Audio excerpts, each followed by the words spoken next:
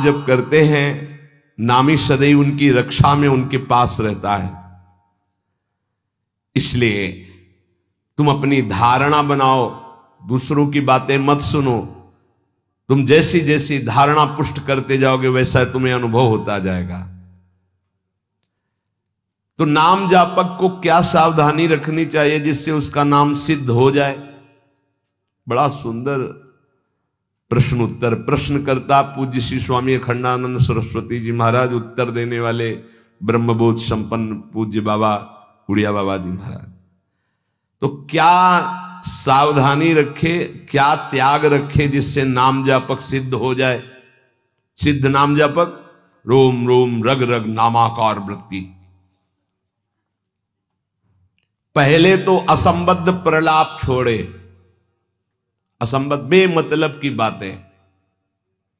नाम जापक को पहले वाणी को संभालना, क्योंकि इसी से नाम जप होता है। बेमतलब की, ठीक बहुत गंभीर शत भरे मृदु भरे भगवत भाव भरे वचन बोलो, नहीं तो मौन रहो, नाम जप में लगो।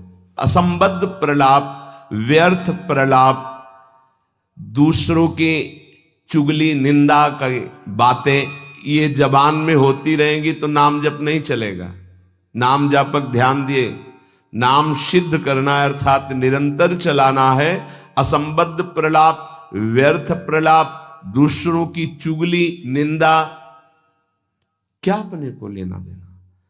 हमको तो सबको भगवत स्वरूप देखना है। किसी की निंदा क्या करनी, किसी की चुगली क्या करना। दूसरा, चोरी, चोरी नहीं, मन और वचन कर्म से भी किसी की चोरी करने की चेष्टा हमारे अंदर नहीं होनी चाहिए। किसी भी तरह होता है मन में, जब प्रलोभन जागृत होता है तो ऐसी चेष्टाएं होने लगती। कदापि नहीं। किसी की कोई वस्तु पड़ी, हमारा अधिकार नहीं, पड़ी रहने दो। बोले हमें मार्ग में मिली, क्यों, तुमने क्यों उठा लिया? वो पुनः मार्ग में लौट के आता, उठा नहीं। बोले कोई उठा ले, तो कोई उठा ले, तुम तो उपासक हो, तुमने क्यों उठा लिया? तुम्हें क्या आवश्यकता है? आवश्यकता होगी हरि तुम्हें देंगे। बोले हरि ने ही तो दी, रास्ते में पड़ी थी। नहीं नहीं, ऐसे नहीं। उपासक को इन बातों पर बहुत ध्यान देना है, वो चोरी मानी जाएगी। आपने क्यों उठाया?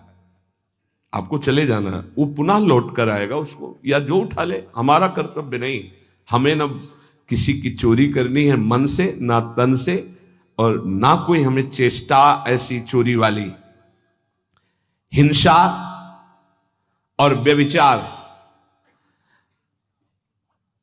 नाम जापक में अगर ये दोष हैं तो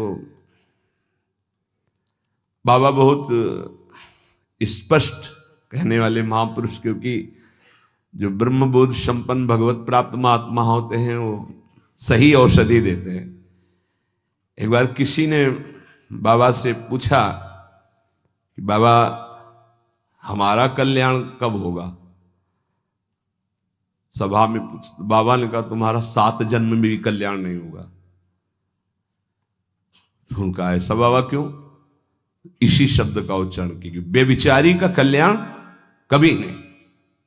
बहुत कठोरता से डांटा। और वो जो देख रहे होंगे वो तभी डांट रहे थे, जैसे अपने पुत्र से प्रियता रखती हुई डांट लगाई जाती है, ऐसे महापुरुष डांटते, अपमान नहीं करते।